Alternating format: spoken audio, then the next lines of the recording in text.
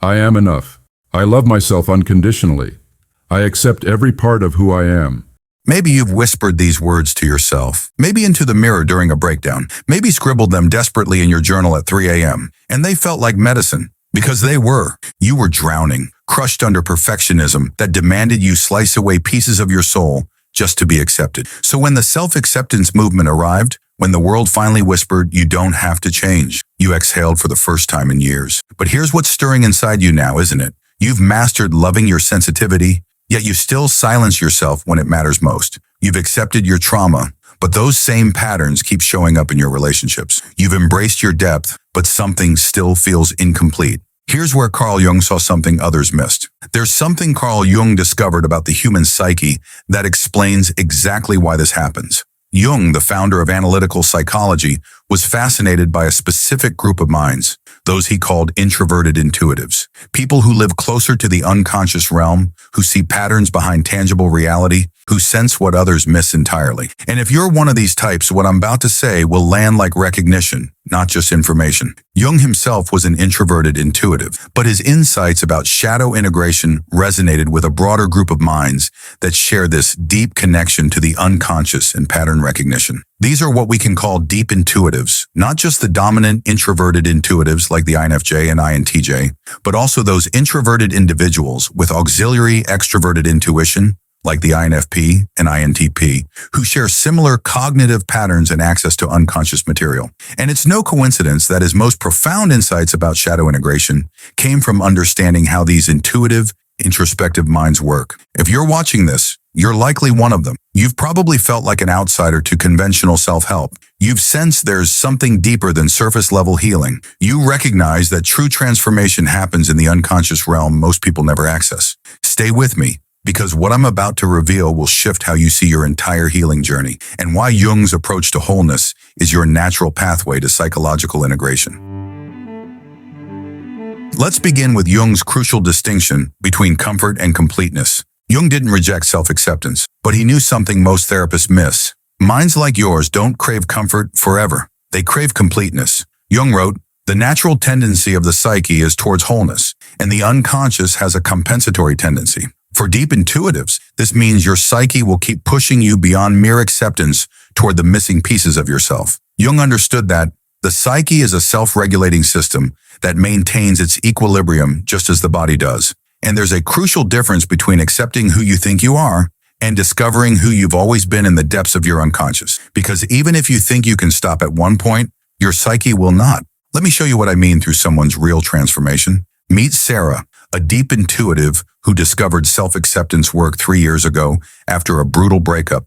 Through months of inner work, she learned to love her people-pleasing nature. She stopped attacking herself for wanting to help others. The self-criticism finally quieted. But something puzzled her. Despite all this self-acceptance, she still couldn't say no to requests that drained her completely. She still felt that familiar knot in her stomach whenever someone seemed even slightly annoyed with her. Sarah had done everything right according to conventional self-help. So why was she still trapped in the same behavioral patterns? Here's the twist Jung discovered. The shadow isn't just your wounds, it's your unlived potential. Here's where Jung's insight becomes revolutionary for deep intuitives like Sarah. He discovered that minds like yours contain aspects you've never consciously met, not because they're damaged, but because they were never given permission to exist in your conscious awareness. Jung wrote, "One does not become enlightened by imagining figures of light, but by making the darkness conscious." The shadow Jung realized isn't just your wounds. For deep intuitives, it's your unlived potential waiting in the unconscious. Think about this carefully. What if Sarah's people-pleasing wasn't just a trauma response to heal? What if underneath that accommodating exterior lived a fierce protector who had been banished to her unconscious? What if her niceness was actually suppressing a part of her that knew exactly when to set boundaries, a part that lived in her shadow? These questions open the door to identifying the shadow, the first step in what Jung called shadow integration, the process of reclaiming disowned aspects of our personality from the unconscious realm. He defined the shadow as the thing a person has no wish to be. Not the dark, twisted parts popular psychology focuses on, but the powerful, authentic parts we learn to exile because they threatened our acceptance. For deep intuitives, this work is particularly crucial because your natural access to the unconscious means these disowned parts have tremendous power when left unintegrated. But here's what makes this so complex and why most people get stuck in acceptance without ever reaching integration. Traditional self-acceptance says, I love my anxiety. It's trying to protect me. Shadow integration asks a different question entirely. What unconscious pattern is my anxiety protecting me from discovering about myself? Can you feel the difference? One keeps you safe within your current conscious understanding. The other opens doorways into unconscious territories you didn't know existed. Watch closely here. This is where unconscious memory shows its power. During a session exploring her family dynamics, Sarah accessed an unconscious memory she'd completely forgotten. At age 7, she watched her mother's face tighten with frustration as a neighbor who kept borrowing things without returning them asked to borrow something else. But instead of setting a boundary, her mother just smiled and kept lending. That night, little Sarah felt something fierce rise in her chest, a desire to march over and demand their things back. But when she expressed this to her mother, she was told, good girls don't get angry. Good girls are understanding. In that moment, Sarah's psyche split. The good girl who accommodated everyone became her conscious persona. But the protective, boundary-setting part, that got banished to her unconscious shadow, where it waited for decades to be reclaimed. This is what Jung meant by the shadow for deep intuitives, not evil impulses, but essential aspects of your wholeness that were relegated to the unconscious because they were deemed unacceptable. Jung observed, the shadow is a moral problem that challenges the whole ego personality, for no one can become conscious of the shadow without considerable moral effort. Here's what most people don't realize about shadow work for deep intuitives and why it's so much more than just accepting your wounded parts. When Sarah began consciously integrating her protective instincts from her unconscious, something remarkable happened. She didn't become mean or selfish. She became authentic. For the first time, she could express her needs without drowning in guilt. She could sense when someone was taking advantage of her kindness and respond from her integrated wholeness rather than her conditioned persona. But this is where Jung's work gets even more fascinating for minds like yours, because the shadow doesn't just hold the fierce parts you learn to suppress, and it's not necessarily evil by nature. Your shadow may contain gold, positive qualities that were banished to your unconscious because they threatened your acceptance. The visionary who was told to be practical, the leader who was taught to follow, the mystic who was told to be logical, the rebel who learned to conform. Let me introduce you to David, a deep intuitive, because his story illustrates how shadow integration works with these unconscious gifts. David spent his entire adult life being the understanding one in relationships. After his divorce, his ex-wife had labeled him emotionally unavailable, so he threw himself into therapy, learning to be more present and expressive. Through self-acceptance work, he genuinely learned to value his sensitive nature. The harsh self-criticism stopped. He felt proud of his emotional growth, but something still felt off. In his new relationship, he noticed he was performing emotional availability rather than authentically expressing it. He'd share feelings he thought he should have, rather than accessing what he actually felt from his unconscious depths. During shadow work, David discovered something startling hidden in his unconscious. When his ex-wife called him emotionally unavailable, what she really meant was that he wouldn't absorb her criticism without defending himself. He wouldn't automatically take responsibility for her emotions. His emotional unavailability was actually psychological protection, a healthy boundary his unconscious had created. But he'd learned to see it as a flaw to eliminate rather than a strength to integrate. Shadow integration helped David reclaim this protective capacity from his unconscious and bring it into conscious awareness. He learned to be emotionally present and psychologically protected. Not either or, but both and. This brings us to something Jung understood that modern psychology often misses entirely about deep intuitive minds. True wholeness for minds like yours isn't about becoming a perfectly healed person. It's about becoming a consciously complete person who can access different aspects of themselves, both from conscious awareness and unconscious depths as situations require. Jung wrote, "The paradox is one of our most valuable spiritual possessions. Only the paradox comes anywhere near to comprehending the fullness of life." Jung called this process individuation, which he defined as the process by which a person becomes a psychological individual, that is, a separate, indivisible unity or whole. Notice he didn't say perfect, he said whole. But here's something that might surprise you about this work, and it's something Jung warned about that most deep intuitives overlook completely. Even your healing can become a persona that masks your unconscious shadow. Think about this honestly. Do you post quotes about self-acceptance? Do you speak fluently in the language of boundaries and nervous system regulation? Have you curated an identity around being conscious and awakened? There's nothing wrong with growth, but if you can't access your anger when someone crosses a line, if you perform calm instead of feeling your actual feelings, If you use spiritual language to avoid difficult conversations, then even your healing has become what Jung called a persona, the mask you wear to be acceptable, while your authentic unconscious responses remain in the shadow. Let me show you what this looks like through Lisa's experience, a deep intuitive whose story reveals how subtle this spiritual bypassing can become. Lisa became known in her social circle as the wise one who had done the work. Friends came to her for insights about their relationships, their trauma, their spiritual journey. She had the perfect conscious response for every situation, but privately Lisa felt exhausted. She noticed she felt pressure to always have the right insight, the perfect boundary, the most evolved response. She couldn't just be confused, angry, or petty without feeling like she was failing at her own healing. During shadow work, Lisa accessed a part of herself that had been hiding in her unconscious, a part that was tired of being the teacher, a part that sometimes just wanted to be human, messy, and imperfect without having to turn it into a spiritual lesson. This isn't about rejecting growth. It's about ensuring your growth includes your full humanity, both conscious and unconscious. Jung observed, the most terrifying thing is to accept oneself completely. And now, let's return to Sarah, because her story isn't finished yet.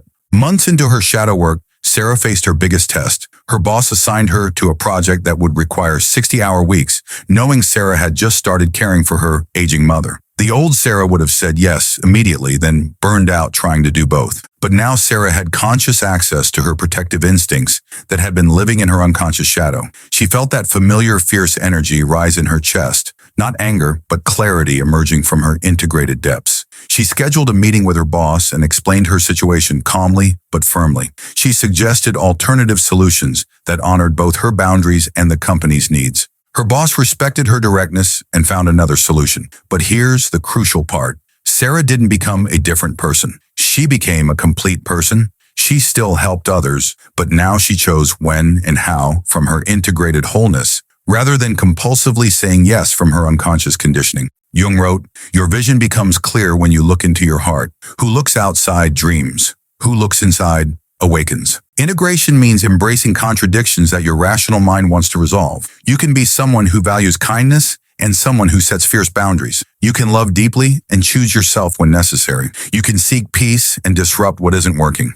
Remember David? 6 months later, David's new partner, Maria, had a panic attack about an upcoming work presentation. The old David would have immediately dropped everything to soothe her anxiety. The overcorrected David might have told her to just deal with it herself. But integrated David could sense from his unconscious depths what was actually needed. He offered comfort without taking responsibility for fixing her emotions. He stayed present without abandoning his own needs. He could be both supportive and boundaried, not as a performance but as a natural expression of his conscious-unconscious integration. Maria later told him it was the first time she felt truly held by someone without feeling like a burden. Because David wasn't rescuing her or rejecting her, he was simply meeting her as one whole person to another, operating from his integrated depths. Integration isn't a destination you reach. It's a dynamic process that continues evolving throughout your life as you access deeper layers of your unconscious. Your shadow contains different aspects at different stages. The fierce boundary setter you integrate in your 30s might reveal a deeper capacity for vulnerability in your 40s. The creative rebel you reclaim after leaving a corporate job might later discover the strategic planner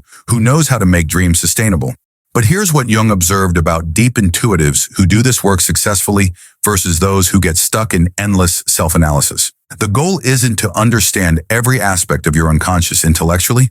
It's to develop what Jung called the transcendent function, which he described as a bridge between conscious and unconscious contents. Jung wrote, "The transcendent function does not proceed without aim and purpose, but leads to the revelation of the essential man." This is the ability to hold space for opposing forces within yourself, both conscious and unconscious, without collapsing into either extreme. Remember Lisa, the perpetual teacher? She discovered this in an unexpected way. During a friend's crisis, Lisa felt the familiar pressure to have the perfect conscious insight, but instead of performing wisdom, she tried something radical. She admitted she had no idea what to say. She just sat with her friend in the mess without trying to fix anything, allowing her unconscious wisdom to emerge naturally. Her friend later said it was the most helpful conversation they'd ever had, because Lisa wasn't speaking from her persona of being wise. She was being authentically present from her integrated depths. The wisdom emerged naturally from her wholeness, not from her need to be seen as conscious and evolved. This is the difference between integration and performance. Integration doesn't eliminate your contradictions. It lets you dance with them from your full, conscious, unconscious spectrum. But here's something Jung warned about that's especially relevant for deep intuitives in our current cultural moment. Shadow work can become another way to perfect yourself if you're not careful. You can start collecting integrated aspects like spiritual achievements.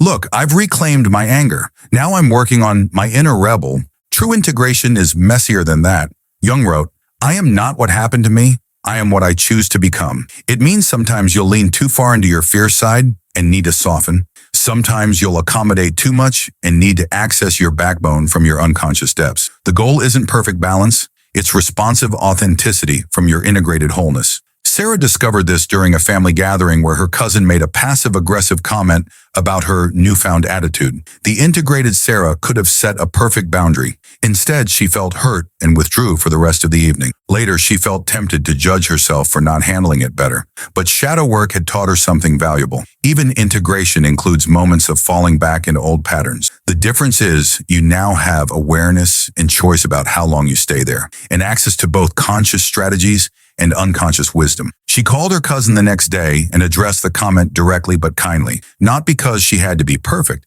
but because clarity felt better than resentment, and her integrated self could access both firmness and compassion. This brings us to the practical reality of how shadow integration actually unfolds in daily life. So how do you begin this integration work? Start by noticing what triggers you and others. Jung's projection principle in action. Pay attention to your dreams and the figures that appear, especially those that frighten or fascinate you. Notice when you're performing versus being authentic. Find relationships that can mirror your unconscious patterns back to you with love rather than judgment. It starts with recognizing your triggers. Jung wrote, everything that irritates us about others can lead us to an understanding of ourselves. What you strongly dislike in other people often points to disowned parts of yourself living in your unconscious shadow. Not because you are that thing, but because there's something to explore in your unconscious depths. David's integration began when he realized he was intensely annoyed by people who seemed fake nice at work. Through exploration, he discovered this triggered him because he'd been performing niceness to hide his authentic responses while his genuine reactions lived in his unconscious shadow. The shadow also reveals itself through what Jung called projections, when you assign your disowned qualities to others. Jung explained, projections change the world into the replica of one's own unknown face. If you consistently see others as selfish, you might be projecting your own unexpressed self-advocacy that lives in your shadow. If you always notice people being too emotional, you might be avoiding your own feelings that have been banished to your unconscious. But here's where this work gets really practical for deep intuitives, and why it's so much more than just psychological theory. Integration gives you choice where you once had compulsion. Instead of automatically people-pleasing, you can sense from your unconscious depths what's needed and respond consciously. Instead of reflexively withdrawing when triggered, you can stay present and access your full range of responses. Remember Sarah's journey? A year into her integration work, she faced another challenge. Her elderly mother needed more care than Sarah could provide while working full-time. The old Sarah would have quit her job immediately, sacrificing her own stability out of guilt and obligation. But integrated Sarah could access both her caring nature and her practical wisdom from her unconscious depths. She researched assisted living facilities, involved her siblings in the decision-making, and found a solution that honored everyone's needs, including her own. Her mother initially resisted, saying Sarah was being selfish. Instead of collapsing into guilt, Sarah could hold both truths. She loved her mother deeply, and she had legitimate needs for her own life. The boundary came from love, not rejection, emerging from her integrated wholeness. This is what Jung meant when he said individuation serves not just the individual, but the collective. Jung wrote, the privilege of a lifetime is to become who you truly are. When you're operating from wholeness rather than woundedness, accessing both conscious growth and unconscious potential, your relationships become more authentic. Your work becomes more effective. Your presence becomes more healing for others. But there's one final aspect of this work that Jung considered absolutely essential for deep intuitives, and it's something that brings us full circle to where we began. Shadow integration doesn't happen in isolation. It requires what Jung called the other, relationships that can mirror back your unconscious patterns and hold space for your emerging wholeness. Jung observed, the meeting of two personalities is like the contact of two chemical substances. If there is any reaction, both are transformed. This is why David's relationship with Maria became so transformative. She could see when he was performing emotional availability versus expressing it authentically from his integrated depths. She could call him on his patterns without shaming him for having them. Similarly, Sarah's shadow work deepened through her friendship with someone who had also done this work. They could point out each other's blind spots with love and curiosity rather than judgment, helping each other access unconscious material that remained hidden. If this journey toward wholeness resonates with you, subscribe to join other deep intuitives exploring the depths of Jungian psychology. Share this with someone who's ready to move beyond self-acceptance into true integration. And ring the bell so you don't miss our deep dives into the unconscious realm. What aspect of your shadow are you most curious about integrating? Let me know in the comment. Your insights help build our community of individuals doing this essential work. The self-acceptance movement gave you permission to stop attacking yourself. But now you can turn toward what you've avoided, not from self-attack, but from curious expansion into your unconscious depths. You don't have to choose between being spiritual and being human, between being kind and being strong, between being healed and being real. Because you were never broken to begin with. You were just operating from incomplete access to your wholeness. And now, you're ready to meet the rest of yourself.